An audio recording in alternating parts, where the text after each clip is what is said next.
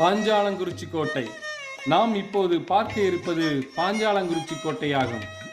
பாஞ்சாலங்குறிச்சி கோட்டைக்கு செல்லும் முன் ஊமத்துறை தோரணவாயில், வெள்ளையத்தேவன் தோரணவாயில், வீரன் சுந்தரலிங்கனார் தோரணவாயில், வீர சக்கம்மாள் தோரணவாயில் என 4 தோரண வாயில்கள் அலங்கரித்துக் கொண்டிருக்கின்றன.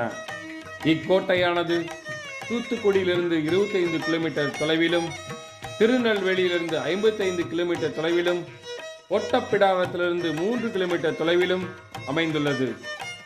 நாம் இப்போது பாஞ்சாலங்குறிச்சி கோட்டையின் பரந்து விரிந்த தோற்றத்தை கழுகு பார்வையில் பார்த்து கொண்டிருக்கிறோம்.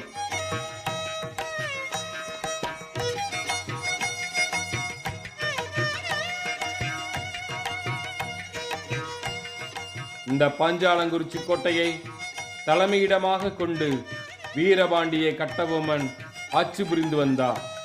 இவரின் வீர வரலாற்றை இங்கு பார்ப்போம்.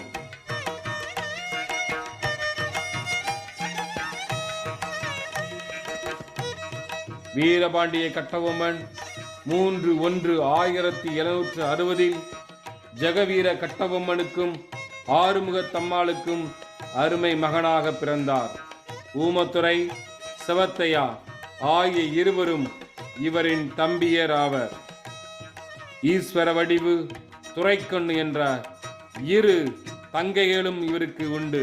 வீரபாண்டிய கட்டபொம்மன் தனது 30வது வயதில் 22/1/1790 ஆண்டில் பாஞ்சாலங்குறிச்சியின் அரசரானார். 9 ஆண்டுகளே ஆட்சி நீடித்தது. வானம் பொழியுது, பூமி விளையுது, உனக்கு ஏன் தர வேண்டும் கிஸ்தி என கேட்ட இவர் ஆங்கில கிழக்கிந்திய கம்பெனியின் மாபெரும் எதிரியாக விளங்கினார். ஆங்கில அரசுக்கு எதிராக வலிமையான குரல் எழுப்பிய வரலாற்று சிறப்பு மிக்க இடம்தான் இப்பாஞ்சாலங்குறிச்சி கோட்டை.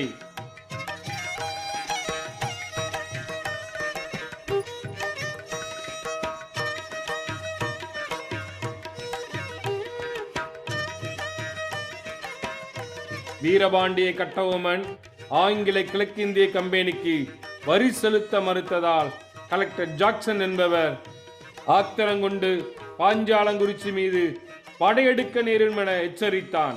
இருவருக்கும் இடையே ஏற்பட்ட கருத்து மோதல் காரணமாக ஜாக்சன் பதவி நீக்கம் செய்யப்பட்டார். அவருக்கு பின் எஸ்.ஆர். லூசிங்டன் புதிய கலெக்டராக நியமிக்கப்பட்டார். லூசிங்டனும் கட்டபொம்மனை வரி செலுத்துமாறு கூறினார். கட்டபொம்மன் லூசிங்டனுடைய கூற்றினை ஏற்க மறுத்து வரிகட்ட மறுத்தார். லூசிங்டன் ஆங்கிலேய சென்னை கவர்னர் லார்ட் எட்வர்ட் கிளைவிற்கு கடிதம் எழுதினார். கட்டபொம்மனை அடக்க பானர்மன் தலைமையில் பயிற்சி பெற்ற படையொன்று அனுப்பி வைக்கப்பட்டது. பானர்மன் கட்டபொம்மனை வீழ்த்தி விடுவேன் என்றார். பாஞ்சாலங்குறிச்சி கோட்டை 1799 ஆண்டு செப்டம்பர் 5ஆம் நாள் பானர்மன் படைகளால் சூழப்பட்டது. அச்சமயம் மூண்ட பெரும் போரில் பாஞ்சாலங்குறிச்சி கோட்டை ஆங்கிலேய படையால் தகர்க்கப்பட்டது. இக்கோட்டைக்குள் இவரின் குலதெய்வமான வீர சக்கம்மாள் தேவிக்கு கோயில் கட்டப்பட்டுள்ளது. இது ஒரு மாபெரும் வரலாற்று சிறப்புமிக்க இடமாகும்.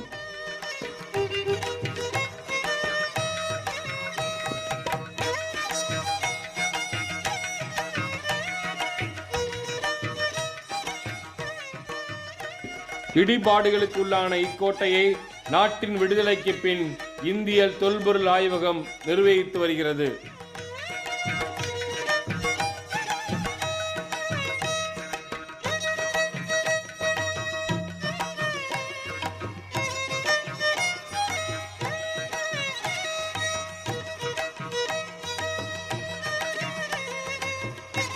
நாம் இப்பொழுது காணும் இக்கோட்டையானது 1974ஆம் ஆண்டு தமிழக அரசால் கட்டப்பட்டதாகும். இதற்கு கட்டபொம்மன் நினைவு கோட்டை என்று பெயரிடப்பட்டது. இக்கோட்டை காலை 8 மணி முதல் 1 மணி வரையிலும், மாலை 2 மணி முதல் 6 மணி வரையிலும் செயல்படும்.